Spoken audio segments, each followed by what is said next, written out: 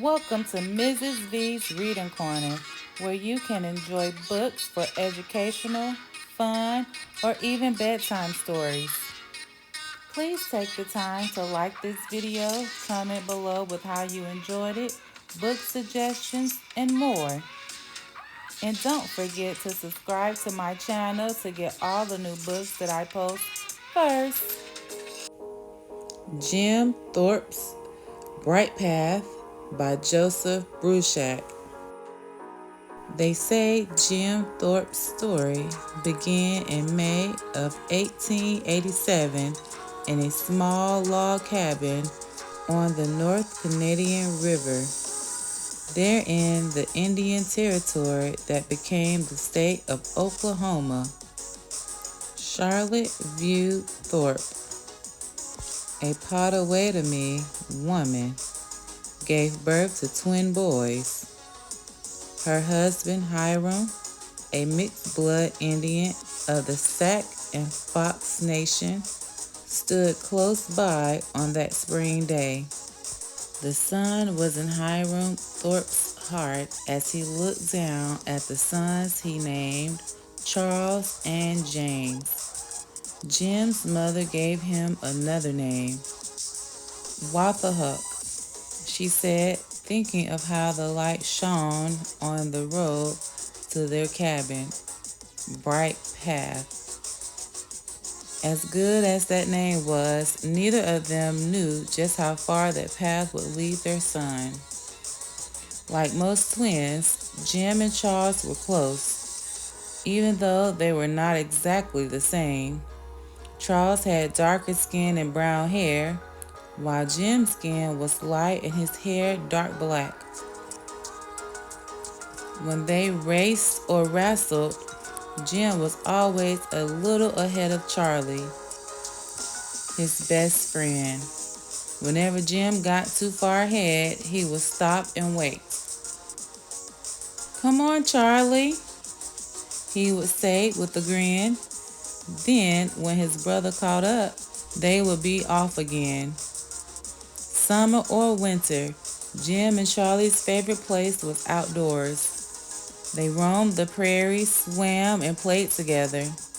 By the time they were 3, Pop Thorpe had taught his boys to ride a horse.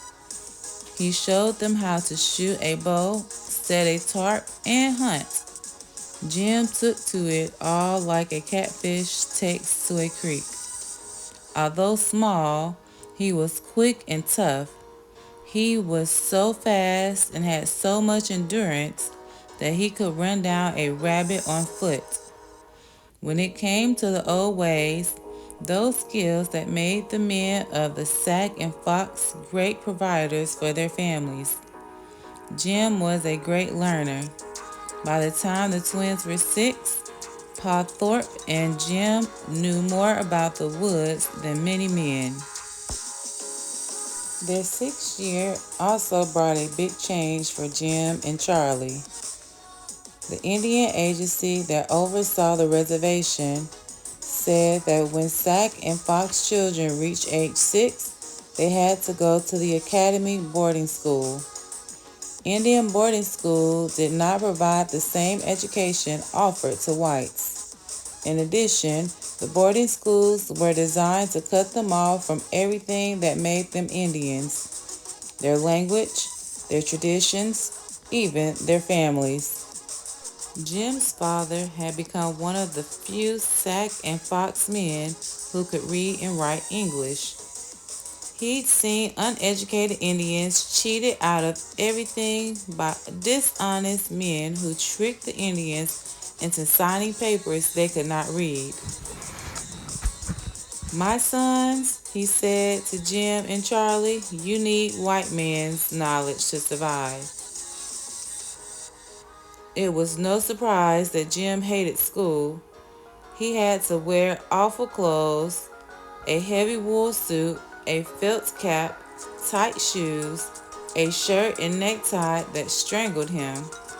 He also got smacked hard across his knuckles with a wooden ruler whenever he spoke a word of Sac. He missed Ma's cooking and Paul's story about their clan ancestor, Chief Black Hawk, the famous warrior who had fought the whites to defend his people. Worst of all, school kept Jim inside all day and locked him up all night in a cold dormitory away from the forests and prairies. It made him feel like a fox caught in an iron trap. Jim didn't care about what school might do for him or his people. He just wanted to get away from it. Charlie was better at his studies than Jim. He didn't seem to mind the military discipline or being stuck at a desk. Solving an arithmetic problem was a challenge to Charlie the way winning a race was to Jim. Now it was Charlie who was waiting for his brother to catch up.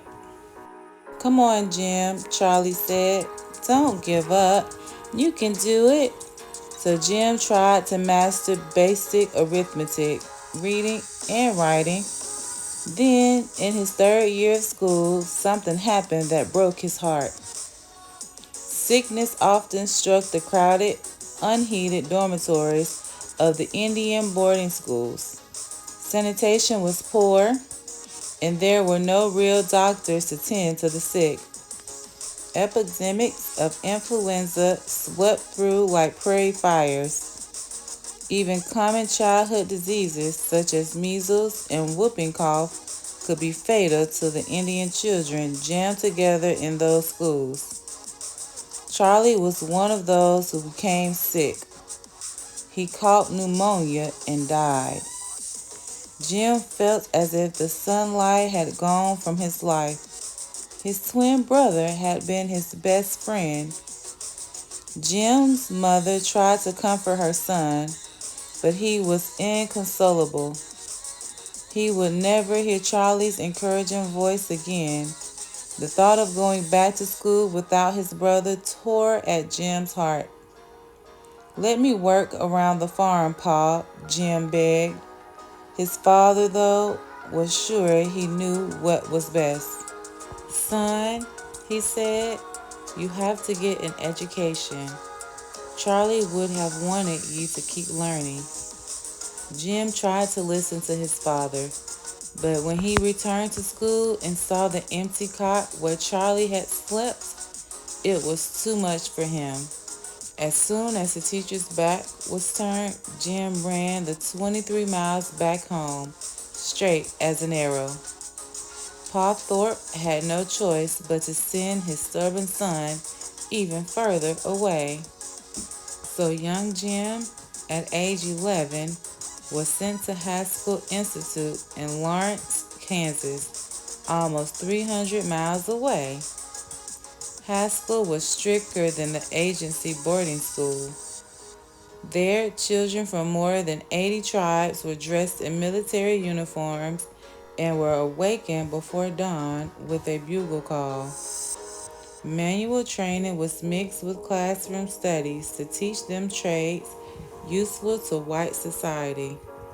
Hard work was the rule, and the student of Haskell did it all: growing corn, making bread, building wagons, and sewing their own uniforms. Jim did better at Haskell. He worked in the engineering shop. Learning how things were made was more interesting than being cooped up in a classroom. Plus, Haskell had something the agency boarding school didn't have: football. For the first time in his life, Jim saw a football game. The cheers of the crowd and the athleticism of the players wakened something deep inside Jim. The same emotions that had been stirred by Paul's story of Black Hawk and the other warriors who had fought for their people. Jim knew right away that football was something he wanted to play. But Jim was too small for the sport. He was less than 5 feet tall and weighed just 100 pounds. He joined the track team instead and became one of the fastest runners. Meanwhile, He watched every football game he could. Jim also met Chauncey Archicat, Haskell's best football player, who taught him about the game. Chauncey even helped Jim make a little football out of scrap leather stuffed with rags. With that football, Jim organized games with other boys too small for the school team.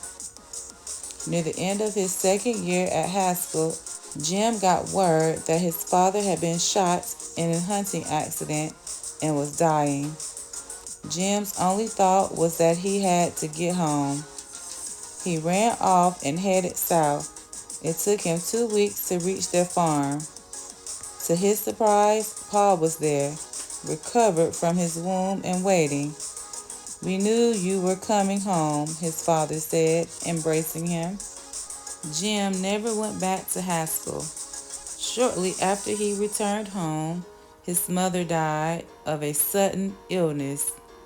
Jim grieved over the loss of his mother, and Pa Thorpe finally agreed that his son did not have to go back to boarding school. Jim's father believed his son still needed education, so Jim began attending school nearby in Garden Grove. At Garden Grove, students were learning about a new thing called electricity. Electricity could make it seem as if the sun were still shining even at night.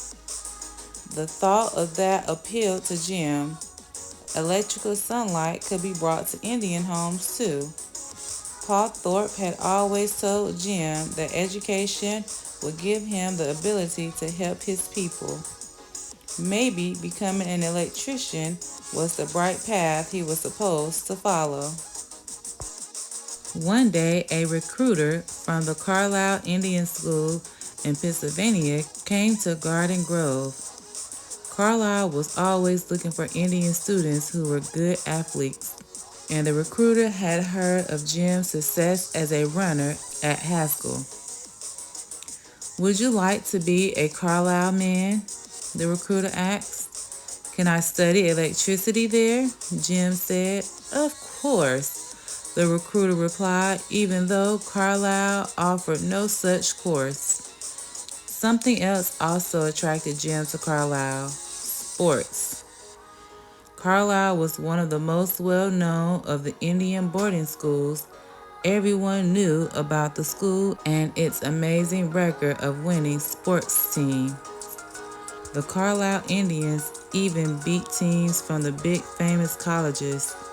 At Carlisle, Jim thought he could play football. Paul Thorpe urged Jim to seize the opportunity. Somehow he knew Carlisle would be the first step on a trail that would lead his son to greatness. "Son," he said, "you are an Indian. I want you to show other races what an Indian can do." Soon after Jim arrived at Carlisle, he received bad news. His father had been bitten by a snake while working in his fields and had died of blood poisoning. The man who had fought so hard to force his son to get an education was gone. Already a quiet person, Jim retreated further into silence after his father's death. But he did not desert Carlisle. Perhaps Jim felt the best way to remember his father was to live the dream Pop Thorpe had for him. It was now up to Jim to push himself. The Carlisle system of sending new students off campus for work experience helped. Jim ended up at a farm in New Jersey. The farm labor reminded him of the many hours he had spent working by Paul's side in Oklahoma. Jim worked so hard and with such quiet confidence that everyone saw him as a man they could like and trust. To his delight, Jim was made foreman, head of all the workers. When Jim came back to Carlisle in the fall, he was no longer a boy. He had grown taller, stronger, more self-assured. He was ready to play football, but he knew it would not be easy.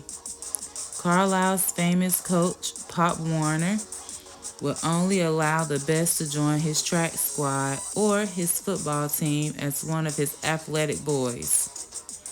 One day, Jim's big chance came. He was on his way to play a game of scrub football with some of his friends who were too small for the school team. As Jim crossed the field, he saw a group of varsity athletes practicing the high jump. Jim asked if he could have a try, even though he was wearing overalls and an old pair of work shoes. The athletic boys snickered as they reset the bar for him. They placed it higher than anyone at Carlisle could ever jump. Even in his work clothes, Jim cleared the bar on his first jump. No one could believe it. People stood around with their mouths wide open, staring. Jim just grinned and walked off to play football with his friends. The next day, Jim was told to report to the office of Coach Warner. Everyone knew Pop Warner was a great coach, but he was also a man with a bad temper. Jim wondered if Pop was going to yell at him for interrupting track practice. "Do you know what you've done?" Pop Warner growled. "Nothing bad, I hope," Jim said. "Bad?" Pop Warner said, his face broke into a smile. "Boy, you've just broken the school record. Go down to the clubhouse and exchange those overalls for a track outfit. You're on my track team now." Before long, Jim Thorpe was Carlisle's best track athlete. He competed in the high jump, hurdles, and dashes, winning or placing in all of them. Still, Jim wanted to play football. Reluctantly, Pop Warner told him he could give it a try. Pop Warner didn't like the idea of his slender high jumper being injured in a football game, so he decided to discover Jim by beginning his first practice with a tacklish drill. Jim, the newcomer, had to take the ball and try to run from one end to the other through the whole varsity team. "Is that all?" Jim said. He looked at the football in his hands. It was the first time he'd ever held a real football, but he believed in himself. Then he took off down the field like a deer. He was past half the team before the players even saw him coming.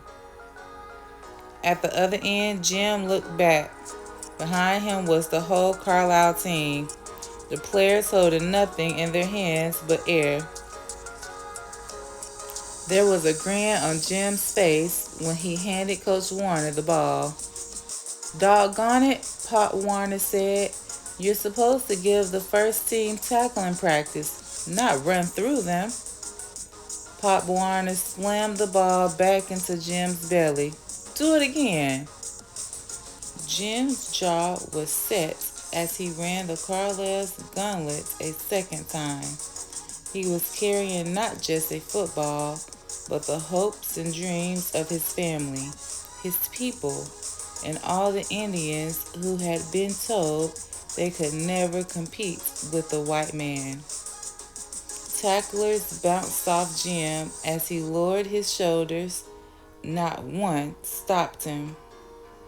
The sun shone around him as he stood in the end zone. For years, Jim had fought against his education. He had run away from it so many times.